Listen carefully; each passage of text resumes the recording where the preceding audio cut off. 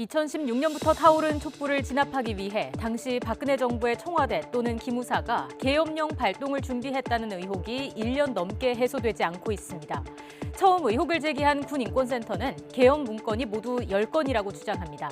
이 가운데 4건의 문건이 5차례에 걸쳐 공개됐습니다. 일부 위변조 가능성이 제기되고 있지만 문건이 작성됐다는 사실만큼은 이견이 없습니다.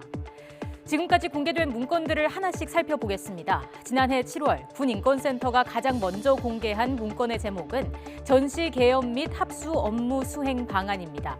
기무사령부가 2017년 3월 3일 박근혜 전 대통령 탄핵 심판을 일주일 앞둔 시점에 작성한 것으로 돼 있습니다. 그리고 얼마 지나지 않아 청와대가 같은 문건의 세부 계획을 공개했습니다. 단계별 대응 계획, 위수령, 계엄 선포, 계엄 시행에 관한 내용이 담겨 있었습니다. 세부 계획 문건이 공개된 직후 군 검찰과 검찰의 민군 합동 수사가 시작됐습니다. 하지만 수사는 문건 작성의 책임자인 조현천 전 기무사령관의 소재를 파악하지 못한 채 종료됐습니다. 그렇게 관심에서 멀어졌지만 지난 10월 21일 군인권센터는 새로운 계엄 문건을 공개했습니다.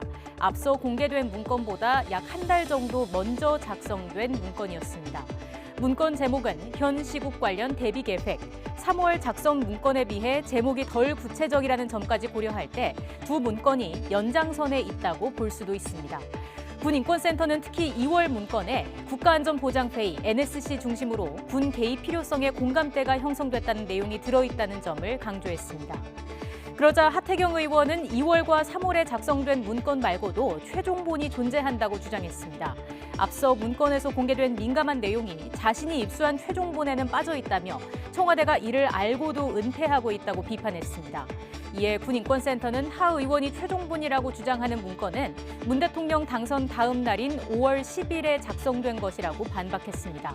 대선 결과가 나온 직후 문제가 될 것을 우려해 작성 가담자들이 이른바 세탁을 했다는 뜻입니다. 군인권센터는 청와대가 개입했다는 증거로 희망계획이라는 새로운 문건을 어제 공개했습니다.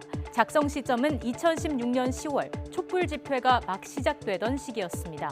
이 문건에는 구체적인 비상계엄 선포 방안이 담겨 있어 군인권센터는 당시 청와대가 일찌감치 계엄령 검토에 깊숙이 개입한 증거라고 주장했습니다.